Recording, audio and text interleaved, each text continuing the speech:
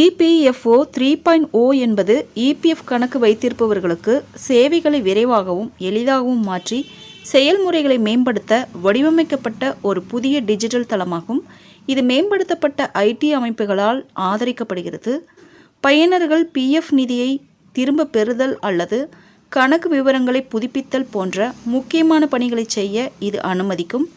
சம்பளம் பெறும் ஊழியர்கள் மற்றும் முறைசாரா துறையில் உள்ளவர்களுக்கு நிதி சேவைகளை எளிமைப்படுத்தவும் செயல்முறைகளை டிஜிட்டல் மயமாக்கவும் தொழிலாளர் அமைச்சகம் எடுத்து வரும் பரந்த முயற்சிகளின் ஒரு பகுதியாக இந்த முயற்சி உள்ளது.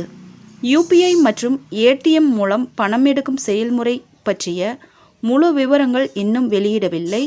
எனினும் இது குறித்த சில தகவல்கள் கசிந்துள்ளன. இபிஎஃப்ஓ 3.0 பிஎஃப் கணக்குகளை யூபிஐ மற்றும் ஏடிஎம் நெட்வொர்க்குகளுடன் இணைக்கும் என்று எதிர்பார்க்கப்படுகிறது. இது குறித்த சில தகவல்கள் கசிந்துள்ளன. இபிஎஃப்ஓ 3.0 பிஎஃப் சந்தாதாரர்களை யூபிஐ மற்றும் ஏடிஎம் நெட்வொர்க்குகளுடன் இணைக்கும் என்று எதிர்பார்க்கப்படுகிறது. இது சந்தாதாரர்கள் தங்கள் தகுதியான இபிஎஃப் நிதியை நேரடியாக யூபிஐ செயலிகள் அல்லது வங்கி ஏடிஎம்கள் மூலம் விரைவில் எடுக்க உதவும்.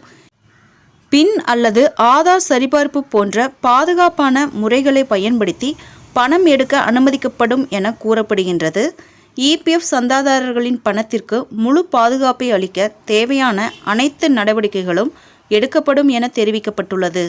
பணம் எடுக்கும் வரம்புகள் மற்றும் பாதுகாப்பு விதிகள் அமலில் இருக்கும். பல கட்ட சரிபார்ப்புகள் மூலம் இந்த செயல்முறையின் பாதுகாப்பு அம்சங்கள் வலுப்படுத்தப்படும். இபிஎஃப்ஓ 3.0 ஜூன் 2025 அதாவது இந்த மாதம் தொடங்கப்படும் என எதிர்பார்க்கப்படுவதாக ஊடக அறிக்கைகள் தெரிவிக்கின்றன. இருப்பினும் சரியான வெளியீட்டு தேதி இன்னும் அதிகாரப்பூர்வமாக உறுதிப்படுத்தப்படவில்லை. நாடு முழுவதும் விரிவுபடுத்துவதற்கு முன்பு தேர்ந்தெடுக்கப்பட்ட பகுதிகளில் முன்னோடி சோதனையுடன் இந்த வெளியீடு தொடங்கப்படலாம். முழுமையாக செயல்படுத்தப்பட்டவுடன் இந்த மேம்படுத்தல் இந்தியா முழுவதும் 6 கோடிக்கும் மேற்பட்ட இபிஎஃப் உறுப்பினர்களுக்கு பயனளிக்கும்.